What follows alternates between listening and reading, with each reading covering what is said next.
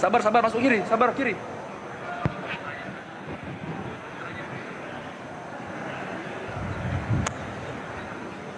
Danantara adalah kapitalisme ala pemerintahan Prabowo, mewujudkan mimpi ayahnya.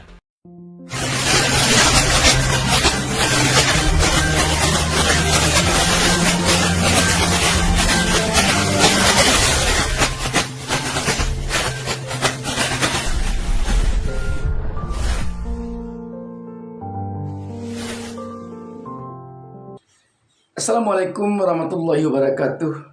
Sahabat BN, Danantara telah diluncurkan peresmiannya oleh Presiden Prabowo hari ini, Senin 24 Februari 2025. Kita tahu kemunculan Danantara ini telah diawali oleh berbagai pro kontra di tengah publik. Ini tentu saja bukan mengada-ada adanya pro kontra ini, tetapi memang kenyataan dengan berbagai pertimbangan untuk negara kita yang dalam kondisi seperti sekarang. Apa kondisi negara kita sekarang? Negara kita sekarang ini dalam kondisi negara yang tingkat korupsinya benar-benar memprihatinkan. Sudahlah negara kita tingkat korupsinya begini tinggi, namun undang-undang perampasan aset yang sangat berpotensi untuk memberikan efek jera kepada para pejabat ataupun kepada kalangan manapun yang mencoba-coba berniat untuk korupsi akan ketakutan. Dan undang-undang itu pun belum sampai sekarang lagi ada tanda-tanda akan dilahirkan di negeri ini. Belum ada lagi tanda-tanda. Rancangan undang-undangnya konon kabarnya telah ada di DPR sejak sangat lama sekali. Tetapi sampai sekarang belum lagi ada tanda-tanda akan diusik untuk dibahas. Kenapa? Tentu saja karena ketakutan si pembahasnya terhadap ancaman undang-undang itu. Dan kalau saja undang-undang perampasan aset itu tidak ada, sementara kita akan memiliki sebuah holding yang pengelolaan keuangannya sangat banyak di sana, tentu saja ini sangat dikhawatirkan nanti pengelolaan keuangan pada Danantara ini akan membuat di sana tumbuh subur korupsi. Dan dari sekarang tanda-tanda akan tumbuh subur korupsi di sana sudah ada. Di antaranya pengelola keuangan di Danantara itu nanti tidak bisa diusik oleh KPK. Kecuali kalau sudah mendapat izin terlebih dahulu dari DPR. Bayangkan, tidak bisa leluasa penegak hukum pemberantasan korupsi masuk ke sana. Sedangkan bisa leluasa kalau dia dipagar oleh elit-elit atau kekuatan-kekuatan tertentu. KPK diragukan juga akan bisa masuk. Apalagi lah undang-undang sendiri yang mengatur atau regulasinya sendiri yang mengatur bahwa pengelolanya tidak bisa diusik oleh penegak hukum. Tambah berbahaya lagi. Tetapi itulah yang terjadi. Kenapa ini sampai terjadi? Kenapa semuanya seperti mengekor untuk Danantara ini tanpa ada catatan? Karena memang negara kita ini masih feodal sampai sekarang. Akibat kita mungkin dijajah terlalu lama. Kita feodal. Feodal kita ini kelihatan ketika ada pemimpin yang mengatakan ini akan dibuat, langsung setuju. Ini akan dibuat, langsung setuju. Bahkan batu pemimpin pun bagi kita itu sudah menjadi undang-undang batu dia. Itu sudah menjadi undang-undang itu. Sudah menjadi aturan untuk dituruti. Ini tentu saja ciri khas dari kita masih feodal tanpa catatan apa yang diinginkan oleh pemimpin langsung turuti. Tidak ada istilah diperdebatkan. Jangankan diperdebatkan, untuk didiskusikan saja tidak ada istilah. Pokoknya apa yang terniat oleh pemimpin langsung. Bahkan pemimpin menyebut endasmu pun langsung disambut dengan tepuk tangan riuh.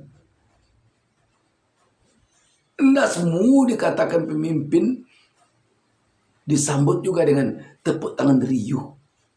Bayangkan, itulah negara kita. Dan terhadap Danantara ini tentu saja banyak sekali sebenarnya catatan yang harus diberikan kepada pemerintah agar nanti jangan sampai Danantara ini menjadi makanan empuk bagi koruptor.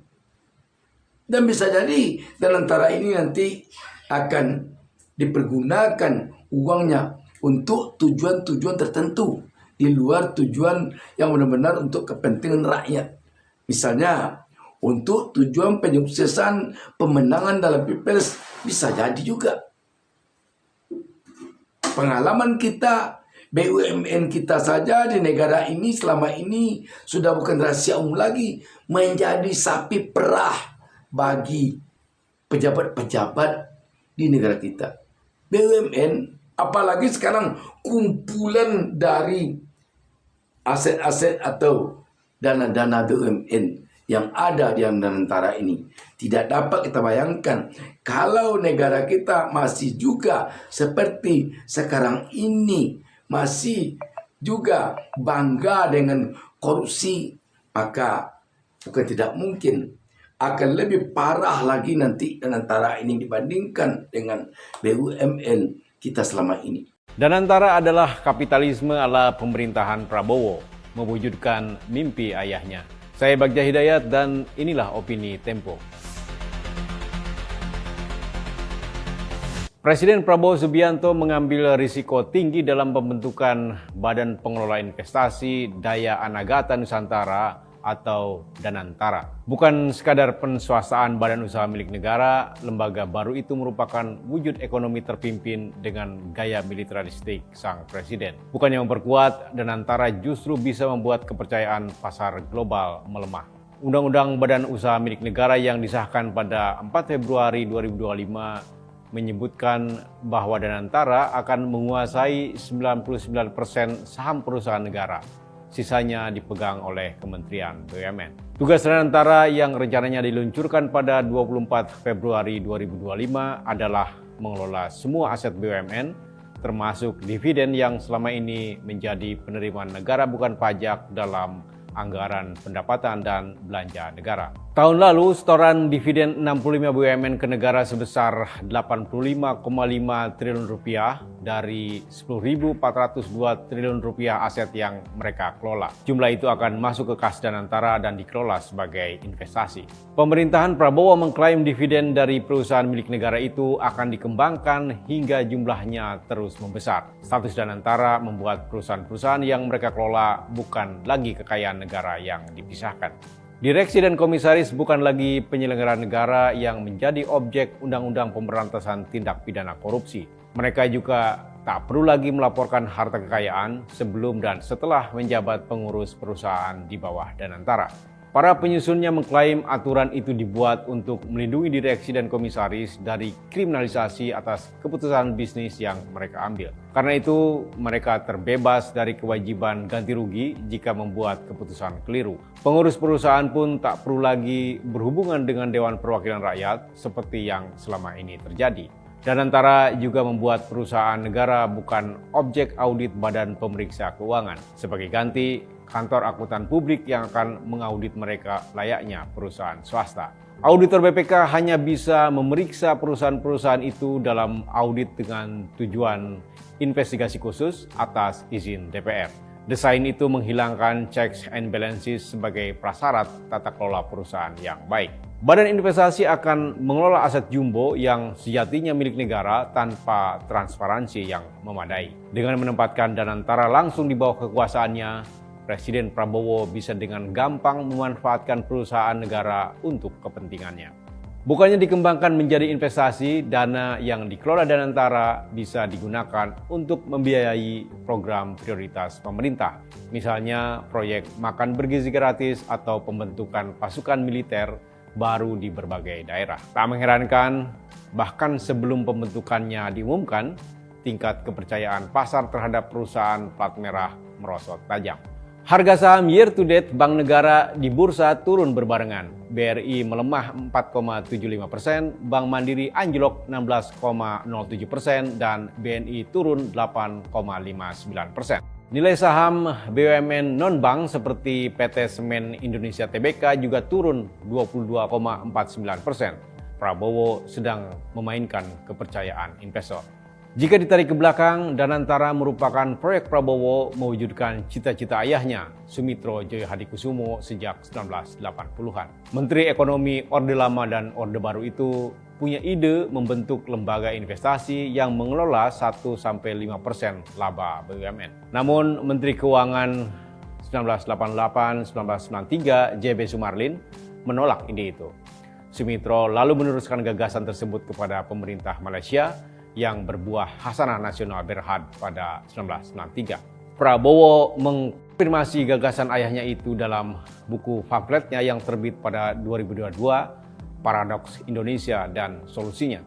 Menurut dia, kekayaan Indonesia lari ke luar negeri lantaran sumber daya alam tak dikelola perusahaan negara. Prabowo terpukau oleh cara Deng Xiaoping memimpin reformasi Cina pada 1978-1989 dengan membentuk 150.000 BUMN yang mengelola sumber daya alam mereka. Maka menurut Prabowo, solusi agar Indonesia bisa menyamai ekonomi Cina adalah menerapkan kapitalisme negara melalui BUMN. Cara berikutnya, perubahan politik melalui demokrasi Pancasila yang menghilangkan pemilihan langsung. Prabowo memulai proyeknya itu melalui pembentukan Danantara dengan menyingkirkan praktik tata kelola yang baik. Sahabat BN, di awal berdirinya saja, sekarang ini Danantara ini telah tampak tanda-tanda KKN akan berjangkit di sini. Apa tanda-tandanya? Kita mendengar yang akan menjadi pemimpin Danantara ini keponaan dari pejabat atau orang kuat kita di negeri ini. Luhut Binsar Panjaitan, Pandu Sahrir. Kalau nanti benar ini yang terjadi, dapat kita bayangkan secara kasat mata ini telah membuat kepercayaan publik jadi tergerus. Karena kok seperti tidak ada orang lain.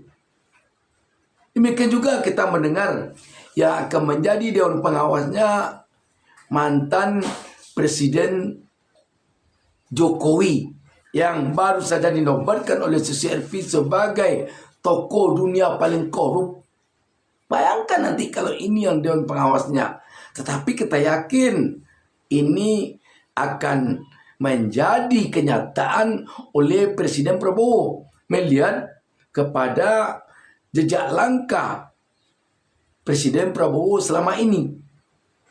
Prabowo lah di tengah-tengah rakyat minta adili Jokowi. Dialah yang mengatakan hidup Jokowi.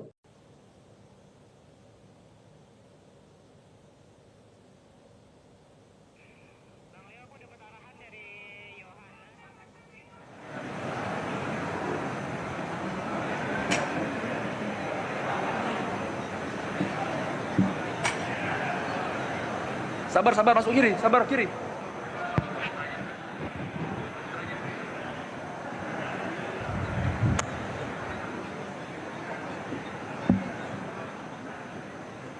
Pemirsa, yang Anda saksikan di layar kaca Anda adalah Presiden Prabowo Subianto didampingi mantan Presiden Joko Widodo dan mantan Presiden Susilo Bambang Yudhoyono sudah turun dari mobil dan disambut oleh Wakil Presiden Gibran Rakabuming Raka dan juga para mantan Wakil Presiden. Kita melihat ada mantan Wakil Presiden Ma'ruf Amin, mantan Wakil Presiden Budiono, dan mantan Wakil Presiden Yusuf Kala.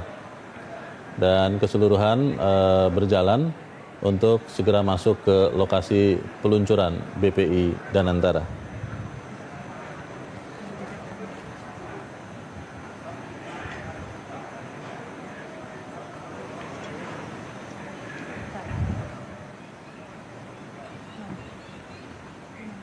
Mohon perhatian. Presiden Republik Indonesia dan Wakil Presiden Republik Indonesia tiba di tempat acara. Nah, sahabat BN, kita telah menyaksikan tayangan barusan berkaitan dengan peluncuran Danantara secara resmi oleh Presiden Prabowo hari ini. Kita melihat di sini bahwa sangat besar kemungkinan memang Jokowi nanti akan menjadi Dewan Pengawas Danantara ini. Kita lihat saja ke depan, sahabat BN. Wassalamualaikum warahmatullahi wabarakatuh.